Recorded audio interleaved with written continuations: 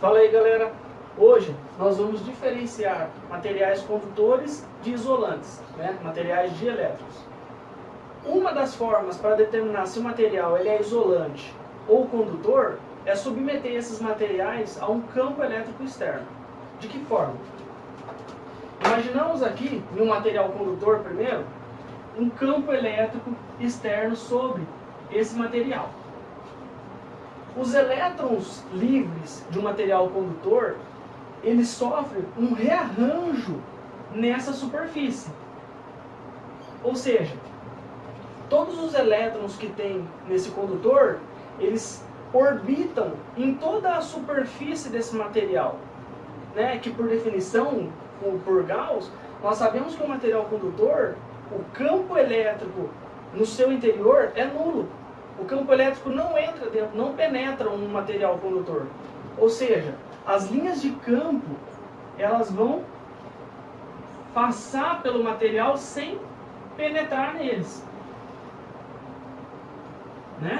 Então, aqui as linhas de campo, de forma que esse campo consiga induzir cargas na superfície desse material. Ou seja, obedecendo ao sentido do campo elétrico. Então, se aqui nós temos esse sentido de campo, nós vamos induzir as cargas na superfície desse nosso material. Ou seja, aqui nós vamos induzir as cargas elétricas e aqui nós vamos induzir as cargas positivas, de forma que o campo elétrico no interior desse material seja zero. Porque o campo elétrico não penetra no material condutor. Então, o que aconteceu quando o material condutor ele foi submetido a um campo elétrico externo? Ele conseguiu induzir as cargas de forma que o campo elétrico no seu interior seja nulo.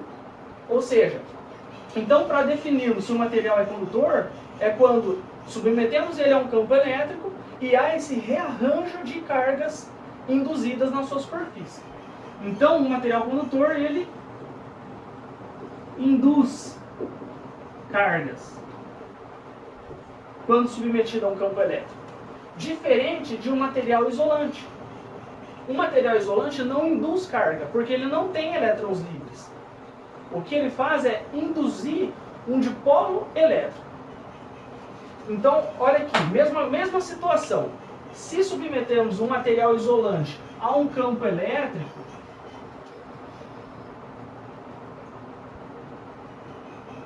as linhas de campo elétrico, nesse sentido, como o material ele é isolante e não tem esses elétrons livres orbitando na superfície de todo o material, acontece de induzir dipolos elétricos. De que maneira? Obedecendo às linhas de campo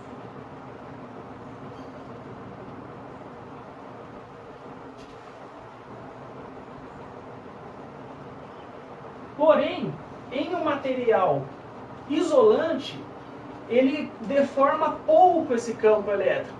Aqui, o material condutor, ele consegue deformar as linhas de campo de forma que essas linhas de campo não passem pelo material, que o campo elétrico interno seja nulo. Já no material isolante, essa deformação desse campo é tão pequena que as linhas de campo acabam atravessando todo o material. Certo? E o que acontece aqui na superfície desse material? É induzido dipolos elétricos. De que maneira? Aqui nós vamos ter as cargas elétricas induzidas e aqui as cargas positivas. Porém, nós teremos no interior cargas induzidas de sinais opostos. Ou seja, fora dela nós temos uma densidade de cargas negativas e aqui uma densidade de carga positiva, como nesse caso aqui dos condutores. E internamente nós temos uma densidade de cargas positivas induzidas. E desse lado, uma densidade de cargas negativas induzidas, formando nosso dipolo elétrico das cargas. Não somente na superfície, mas como em todo o material. Como que surge esse dipolo elétrico? Imagina materiais isolantes, um polímero. Imagina que tenha várias moléculas, átomos nesse nosso material aqui. Vamos destacar um. Se nós temos aqui, imaginamos uma molécula esférica. No centro, nós temos uma carga positiva. A nuvem, como nós temos uma esfera e o raio do centro até as extremidades é simétrico, então nós temos aqui uma uniformidade das cargas com relação ao centro. Quando esse material ele é submetido a um campo elétrico, essa molécula ela é deformada, de forma que o centro, a carga que está no centro de massa da molécula, ela seja deslocada. De que forma? Aqui, por exemplo. Ou seja, a carga ela já não está mais no centro da molécula. Ela sofreu uma deformação devido à presença de um campo externo. Se houve essa diferença, ou seja, já não está mais simétrico. Vamos imaginar que aqui nós temos uma densidade maior de cargas e aqui menor. Então imagina aqui como sendo um dipolo. Olha isso daqui. Imagina essa densidade de carga sendo uma carga negativa resultante. Nós temos aqui um dipolo elétrico. Então é isso que acontece em toda a superfície do material. E aqui nós destacamos aqui na superfície desse material. Esse é o princípio de um dielétrico, por exemplo, de um capacitor. Né? Nós temos que, ou seja, então só para concluir aqui, no material condutor nós induzimos cargas e em material isolante nós induzimos dipolos. Então, esse é o princípio do dielétrico de um capacitor, dispositivos elétricos. Então, só para a gente concluir, nós temos que um capacitor, vamos imaginar, um capacitor de placas paralelas. Então nós temos aqui capacitor. Imagine duas placas paralelas que, quando submetidos a uma diferença de potencial,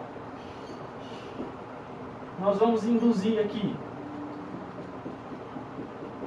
as cargas negativas, vão sair do equilíbrio e vão criar uma diferença de potencial, onde as linhas de campo sempre saem da carga positiva para a negativa.